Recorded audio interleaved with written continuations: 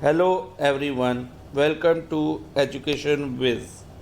In this video, we are going to do question number 2, exercise 7.1, class 9, mathematics NCERT book.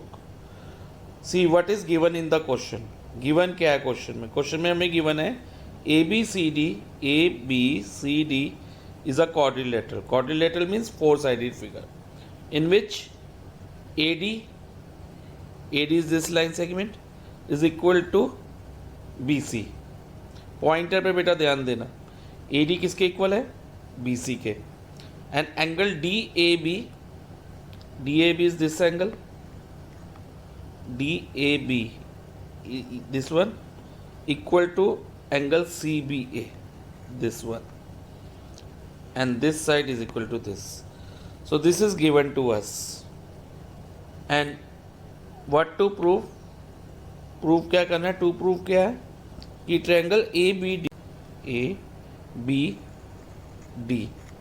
This triangle, okay, जो मैंने red से highlight किया है, congruent to triangle ABC which I have shaded with yellow.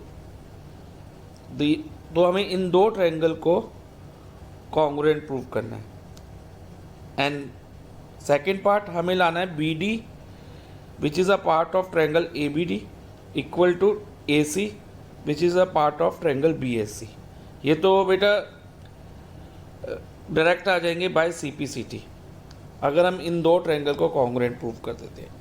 And third part हमें prove करना है कि angle ABD इस कौन सा है बेटा? This one, ABD. Okay, this is smaller angle of triangle ABD का ही ट्रायंगल है angle ABD equal to angle BAC is this one of triangle BAC का. तो अगर हम ABD और BAC को कॉन्ग्रुएंट प्रूव कर दें तो CPCT से हम ये दोनों एंगल भी इक्वल ले सकते हैं. सो इन ऑल हमारे लिए इम्पोर्टेंट ये है कि हम इन दो ट्रायंगल को कॉन्ग्रुएंट प्रूव करें. तो कॉन्ग्रुएंट प्रूव करने के लिए हमारे पास 5 क्राइटेरियाज हैं. एक है SAS, ASA, AAS, SSS, RHS. इसको मैंने बेटा इंट्रोडक्शन वीडियो में डिटेल में एक्सप्लेन करा हुआ है. आप मेरी प्लेलिस्ट में जाके ये इंट्रोडक्शन वीडियोस देख सकते हैं. सो अभी भी मैं आपको क्वेश्चंस के साथ साथ भी इनको एक्सप्लेन करूंगा, बट एक बार आप अगर वीडियो देख लेंगे तो it will be easier for you to solve this question. So let's continue now. अब हमें प्रूफ में यही दो ट्रायंगल लेंगे, triangle ABD. This triangle we will take triangle ABD and triangle BAC.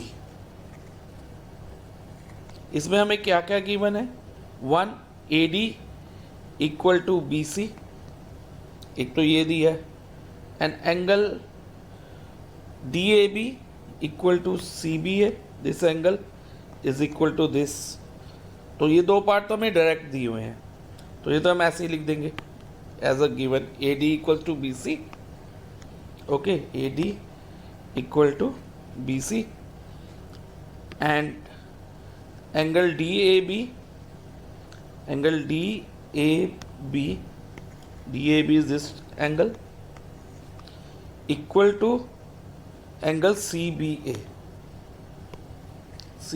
is this one. तो ये भी equal दिए हुए हैं हमें, DAB equal to CBA given. So what will be the third? AB दोनों ट्रायंगल में कॉमन है, ट्रायंगल ABD में भी है और BAC में भी है. तो अगर हम इसमें देखें तो AB equal to BA common side हम लिख सकते हैं. So AB is equal to BA common side. तो अब ये दो ट्रायंगल हमारे कॉन्ग्रुएंट हो गए बाय SAS से क्यों? See this is side, then we have an angle, then again side. और इसमें एक बार फिगर में भी देख लेते हैं. पहले ABD ट्रायंगल में देखते हैं, एक साइड आई, फिर एक एंगल आया, फिर एक और साइड आई, और angle is included between the side. This is very important.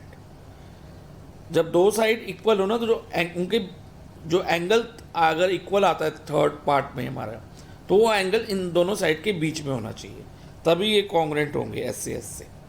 Similarly अगर हम बी ए सी ट्रायंगल में देखें, तो उसकी बी सी साइड और बी ए साइड के बीच में हमारे पास ये वाला एंगल आ रहा है, तो side angle side.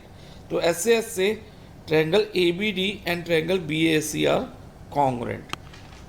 Triangle A B D is congruent to triangle B A C by S congruency rule. और बाकी के जो दो पार्ट्स हैं, as I have earlier explain, अभी भी एक्सप्लेन किया था मैंने, कि B D is a part of triangle A B D and A C is a part of triangle A B C. तो ये दोनों सी पी सी टी से इक्वल हो जाएंगे, क्योंकि अगर एक बार कोई भी दो ट्रायंगल कॉन्ग्रेंट हो जाए तो उनके जो कॉरस्पॉन्डिंग पार्ट्स होते हैं वो इक्वल होते हैं। थ्री पार्ट्स तो हम ऑलरेडी यहाँ पर स्टेट कर चुके हैं, और बाकी के थ्री पार्ट्स भी इक्वल होंगे। तो उनमें से एक पार्ट तो यही हो गया, B D equals to A C, and also angle A B D ये वाला एंगल है, equal to angle B A C. तो ये दोनों एंगल भी सी पी सी टी से इक्वल हो जाएंगे। And what is C P C T? C P C T means corresponding parts of congruent triangle. So question number 2 is completed now.